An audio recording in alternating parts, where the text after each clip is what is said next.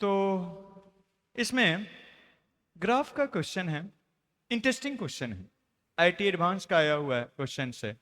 मजा आ जाएगा अगर आप ग्राफ पढ़ें, ग्राफ सीखें और सीख रहे हैं। चलिए देखते हैं क्या है।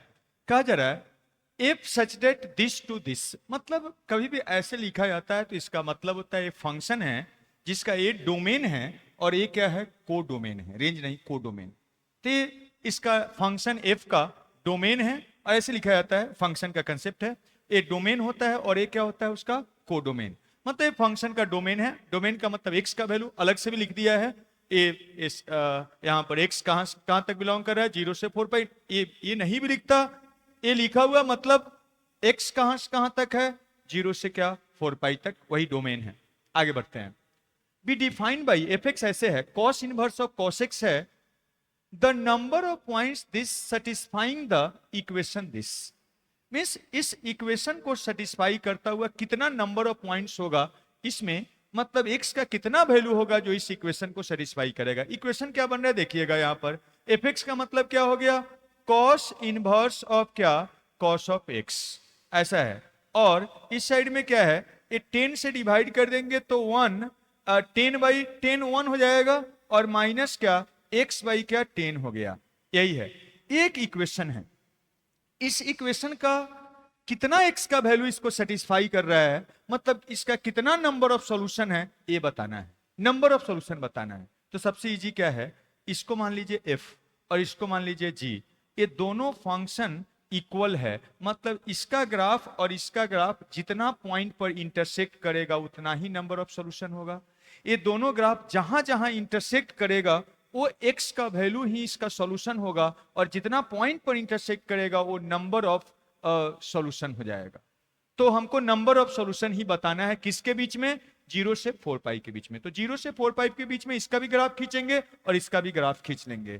तो ये क्या है, इसका ग्राफ कॉस इनवर्स, कॉस का सिंपल बेसिक आप जानते हैं, इसका पीरियोडिक फंक्शन होता है, इसका पीरियड 2 पाई होता है, 2 पाई लेंथ में इसका ग्राफ याद रखते हैं और वही ग्राफ को क्या करते हैं हम लोग रिपीट करते हैं माइनस इन्फिनिटी से इन्फिनिटी तक में। और ये स्ट्रेट लाइन है, इसका ग्राफ भी जानते हैं। चलिए दोनों का ग्राफ खींचा जाए। तो इसका ग्राफ हम खींचते हैं y equal to cos inverse x का, और ये स्ट्रेट लाइन है तो y इक्वल टू क्या, cos inverse of cos x का ग्राफ खींच देंगे, एंड दूसरा क्या, y equal to 1 minus x by क्या 10 का ग्राफ खींच देंगे। चलिए खींचा जाए और देखते हैं कितना पॉइंट पर इंटरसेक्ट कर रहा है। 0 से हमको 4 पाई के बीच में मतलब है तो उसी के बीच में हम खींचेंगे, 0 से 4 पाई के बीच से मतलब है, उसी के बीच में खींचेंगे। ऐसा है, x एक्सिस है, y एक्सिस है। इसका ग्राफ ए y इक्वल टू एक्स का ग्राफ होता है, मीन्स ए यहां पर आप देखिए 0 पर 0 होता है, पाई पर पाई होता है, ऐसे जाता है, पाई पर पाई जाता है। याद करिए इसका ग्राफ यहां पर ऐसे जाता है, ए पाई पर पाई होता है, यहां भी पाई, और ये 2 पाई पर 0 हो जाता है। एक लूप ऐसा होता है। एक इसका ग्राफ खींचे हैं, एक पीरियड लेंथ में कॉस इनवर्स ऑफ कॉस का ग्राफ है, कॉस इनवर्स ऑफ कॉस का ग्राफ है। यहां पर अब यही ग्राफ क्या करता है, रिपीट करता है। यही ग्राफ यहां बनाइएगा, कहां तक जाना है हमको, 0 से 4 पाई के बीच में खींचना है। तो 0 से 4 पाई के बीच में यही ग्राफ ऐसे खींच दीजिएगा। ए कहां है, ए वाला क्या 4 पाई है, ए वाला क्या 3 पाई है, हो गया। आगे भी यही चीज रिपीट करता है इन्फिनिटी तक, इधर भी पहले वैसा ही होता है, लेकिन उससे पहले का मतलब नहीं है। ये हम लोग ग्राफ खींच दिए हैं, हम खींच दिए हैं ग्राफ इसका, किसका, तो y इक्वल टू ये खींच दिया है इसका। देखिए ये वाला f मानते हैं तो ये वाला एफ एक्स मानते हैं, तो y इक्वल टू क्या है, एफ एक्स का ग्राफ है, एफ एक्स का ग्राफ है। अब इसको हम gx मानते हैं, या एफ एक्स यहाँ क्वेश्चन में दिया हुआ है, तो चलिए इसको gx मान लेते हैं। हम इसको क्या मान लेते हैं, gx मान लेते हैं। अच्छा एफ एक्स उसी को लिखा हुआ है, चलिए वही लिखते हैं, वही लिखते हैं, उसी को एफ एक्स लिखा हुआ है। चलिए एफ एक्स लिखा हुआ है तो y equal to f x का ग्राफ हो गया। अब क्या करना है, इस स्ट्रेट लाइन का ग्राफ खींचना है। तो स्ट्रेट लाइन का ग्राफ खींचने के लिए क्या चाहिए? 2 पॉइंट चाहिए उस पर का। तो 2 पॉइंट इस पर का ले लीजिए। कोई भी 2 पॉइंट हम लोग ले सकते हैं, लेकिन एक पॉइंट ऐसा लीजिए, x का वैल्यू हम लेते हैं 10। कहिएगा 10 ही क्यों लिए सर? तो x 10 लेंगे तो 10/10 क्या हो जाएगा? 1, 1 - 1 0, y का वैल्यू 0 हो जाएगा। तो 10 0, x कोऑर्डिनेट 10 और y कोऑर्डिनेट क्या? 0। और एक पॉइंट क्या ले लेते हैं, अगर x 0 लीजिएगा तो y क्या हो जाएगा बताइए? तो x 0 लेंगे तो y का वैल्यू क्या हो जाएगा? 1। यहां पर अब देखते हैं, वो पॉइंट को प्लॉट कर दीजिए। y 0, x 10, तो 10 क्या होगा? 3 पाई लगभग 3.14, तो 9 के आसपास होगा, और 10 इधर ही ना होगा, 10 इधर होगा। तो यही पॉइंट हो गया, x कोऑर्डिनेट 10 और y कोऑर्डिनेट कितना? 10 और y कोऑर्डिनेट कितना? 0। ए वाला हो गया। इसको प्लॉट करते हैं, 0 1, x कोऑर्डिनेट 0, y कोऑर्डिनेट 1, इधर कहीं होगा, यही पॉइंट हो जाएगा। x कोऑर्डिनेट 0, y कोऑर्डिनेट 1, इसको मिला देना है, इसको मिला देना है। तो मिलाइए, तो इसको मिला देना है, ऐसे मिला दीजिए। थोड़ा निशाना साध लीजिए पहले, ठीक है? निशाना सही जा रहा है जी? अरे गया कि नहीं? मान लीजिए गया, मान लीजिए थोड़ा सा चलता है, स्ट्रेट लाइन है, स्ट्रेट लाइन है सीधा। y इक्वल टू क्या? a1 माइनस एक्स बाई क्या? 10 का ग्राफ है। अब इधर जाके कहीं कट करेगा नहीं, इधर जाके कट करेगा नहीं। कितना पॉइंट पर कट कर रहा है इसको? 3 पॉइंट पर। देखिए 1 2 3, यहां का जो x का वैल्यू होगा इस दोनों कर्व पर होगा, मतलब दोनों को सेटिस्फाई करेगा। तो नंबर ऑफ सॉल्यूशन कितना हो गया? 3 नंबर ऑफ सॉल्यूशन हो गया। सी नंबर आंसर आपको देख रहा है कि आइए हमको पकड़िए और नंबर पा लीजिए, ठीक है? तो यही 3 नंबर ऑफ सॉल्यूशन कितना हो जाएगा? 3, क्योंकि 1 2 3 पॉइंट पर दोनों कर्व क्या कर रहा है? इंटरसेक्ट कर रहा है। तो ये कहानी था, इस टाइप से सिंपल। ये सब क्वेश्चन कंसेप्ट होना ही चाहिए। इस सब छोड़ के आ गए, मतलब आप टाइम सेवर क्वेश्चंस को मिस कर दिए। कैलकुलेशन नहीं है, सिंपल कंसेप्ट है। हमको समझाना था, सिखाना था, तब नहीं इतना काम किए हैं। नहीं तो फटाफट ग्राफ खींचे, फटाक से ग्राफ खींचा, आंसर आया। इतना ही करना था आपको। ये सब कहानी तो आपको बोलने के लिए, सिखाने के लिए बहुत कुछ भूमिका बनाना पड़ता है कि आपके दिमाग में कंसेप्ट डेवलप हो जाए, ठीक है? चलिए नेक्स्ट क्वेश्चन पर चलते हैं। लेटेस्ट है, लेटेस्ट क्वेश्चन है, 2023 में आया हुआ है, आईआईटी एडवांस में, मेंस में भी आएगा और आता है, मेंस के सिलेबस में भी है, तो इसलिए सब क्वेश्चंस को तैयार रखिए। अब क्या कर रहा है देखिए, चलिए क्वेश्चन पढ़ा जाए। ये मिलेगा आपको आईआईटी क्यू आईसीएफ के क्वेश्चंस के सेट में। tan इनवर्स x बिलोंग कर रहा है -π/2 से क्या? π/2 के बीच में। फॉर x बिलोंग्स टू क्या? रियल। x का कोई भी रियल वैल्यू है तो हम लोग जानते हैं कि tan इनवर्स का रेंज यही होता है, -π/2 से π/2 तक दिया हुआ है, नहीं भी बोलता तो हम लोग जानते ही हैं।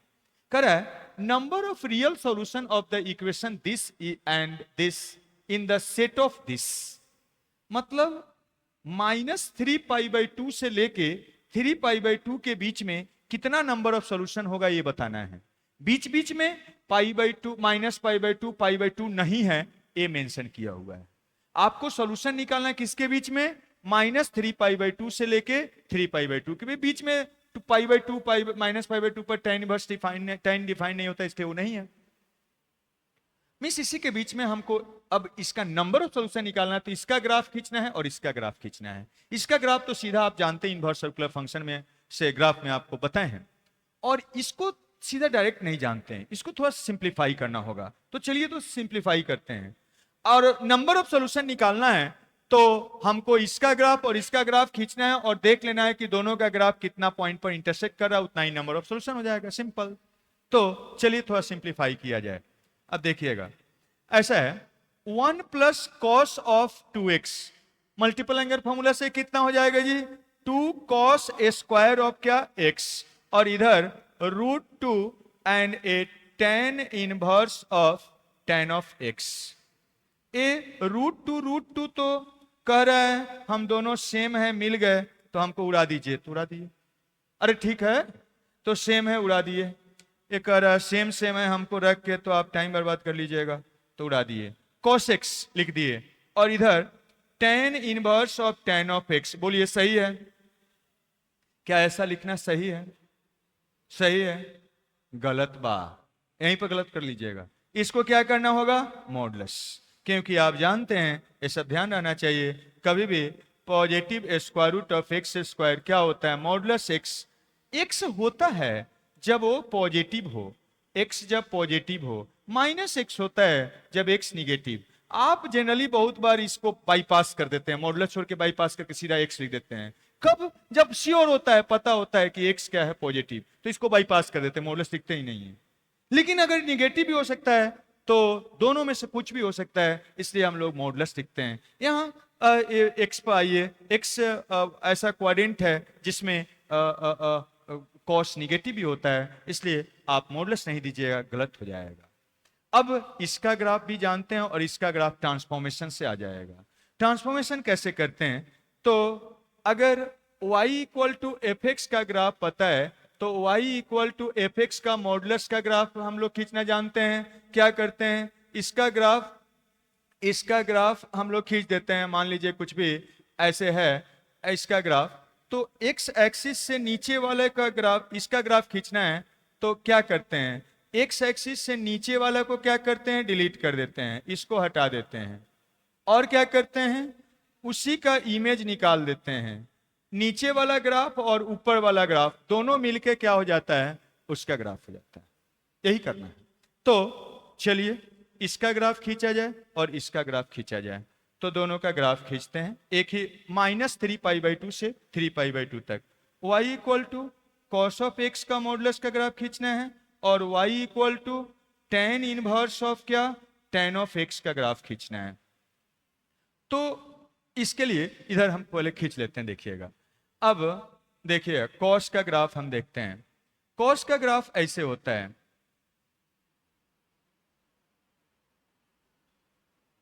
π/2 होता है और ये 3π/2 तक ही मतलब है, और इधर ऐसे होता है, इधर -π/2 होता है, ये π/2 -3π/2 होता है। तो एक कॉस का ग्राफ है, एक कॉस का ग्राफ है, y इक्वल टू कॉस का। तो अगर मॉडुलस करेंगे तो क्या होगा? नीचे वाला को डिलीट कर देना है। नीचे वाला को आपको क्या करना है? डिलीट मारिए, delete delete delete delete delete delete, और डिलीटेड ग्राफ का ही क्या कर देना है? इमेज निकालना है एक्स एक्सिस के अबाउट। इमेज निकाल लीजिए, तो ये वाला इमेज ऐसे हो जाएगा, और ऊपर वाला ग्राफ दोनों मिलके, ये दोनों मिलके किसका ग्राफ हो जाता है? तो ये हो गया y equal to cos of x का क्या? मॉडुलस का हो गया। tan inverse of tan x का ग्राफ क्या होता है? ये पीरियोडिक होता है, याद करिए तो। पीरियड इसका पाई होता है, पाई लेंथ में इसका ग्राफ खींच दीजिए और वही ग्राफ रिपीट करता है। तो उसको भी यहां पहले खींच लेते हैं, चलिए, और तब दोनों को एक जगह पर खींचेंगे तो आपको और बेहतर दिखेगा। एक्स एक्सिस वाई एक्सिस देखिएगा, इसका ग्राफ -π/2 से एक पीरियड लेंथ में ऐसा होता है, ये सब ध्यान रहना चाहिए। -π/2 से π/2 में यहां से यहां तक लाई करता है। ये वाला यहां ओपन होता है, यहां पर भी ओपन होता है, ऐसे यही ग्राफ होता है। यही ग्राफ रिपीट करता है, यही ग्राफ यहां आ गया, यहां आ जाएगा, यहां आ जाएगा, -∞ से ∞ तक जाता है। लेकिन एक कितना लेंथ है? पाई लेंथ। यही पाई लेंथ में आगे शिफ्ट हो जाएगा। यहां पर अब ए वाला पाई बनेगा, इधर क्या? 3π/2 बनेगा। तो यहां पर ए वाला ग्राफ खींच दीजिए तो ऐसे हो जाएगा, ओपन, यहां पर भी ओपन। यहां पर खींच दीजिए, यहां पर ए -π और ए -3π/2, यहां पर ऐसे हो जाएगा। यही चीज रिपीट करता है, ऐसे हो जाएगा। ये वाला, ये जो है y equal to tan inverse of tan x का ग्राफ हो गया। हमको केवल -3π/2 से 3π/2 के बीच में चाहिए, इसलिए उतना ही खींचे हैं। अब इसी में ये कितना होता है, ये -1 होता है, ये वाला 1 होता है, इसी के बीच में ऑसिलेट करता है। इसका ग्राफ को अब इसी के बीच में खींच देना है और देखना है कितना पॉइंट पर इंटरसेक्ट करता है। तो चलिए तो खींचा जाए, उसका ग्राफ को हम इसी में खींच देते हैं। अब यहाँ से स्टार्ट होगा, ऐसे जाएगा और यहाँ पर जाके ये -π/2 है, -π/2 पर ऐसे जा रहा है। देखिए ऐसे गया, ऐसे गया, ऐसे गया। ये किसका ग्राफ है, तो हम लोग का y इक्वल टू क्या, cos ऑफ x का मॉडुलस का ग्राफ।